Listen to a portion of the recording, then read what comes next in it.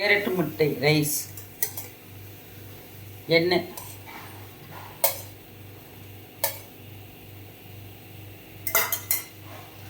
எண்ணெய் காஞ்சோடனே கேரட்டை போட்டு நல்லா வதக்கணும். நல்லா கேரட் நல்லா மசிஞ்ச வேகணும். கொஞ்சோண்டு மஞ்சத்தூள்,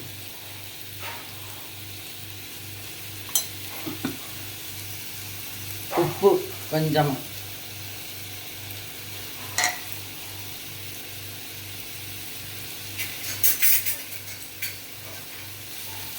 இது நல்லா வதங்கினோடனே முட்டையை உடச்சி ஊற்றி கிண்டணும். இதிலே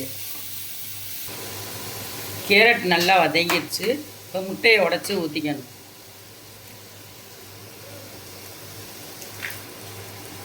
இந்த கேரட்டுக்கு 2 முட்டை போதும். கேரட்டு சாப்பிடாத பிள்ளைங்களுக்கு இப்படி முட்டையை உடச்சி ஊற்றி கொடுத்தா சாப்பிடுங்க. இதில் மிளகு ஜீரகத்தூள் போட்டுக்கணும், உரப்புக்கு. அவ்வளோதான், வேறு எதுவும் கிடையாது. இப்போ நல்லா கிண்டிக்கணும்.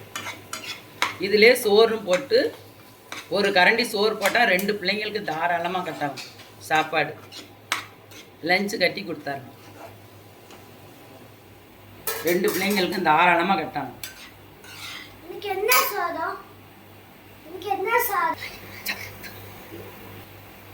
கேரட் சாதம் ரெடி ஆயிடுச்சு. இதில் நெய் வேணால் கொஞ்சம் போட்டுக்கலாம். லைக் பண்ணுங்கள், ஷேர் பண்ணுங்கள், சப்ஸ்கிரைப் பண்ணுங்கள்.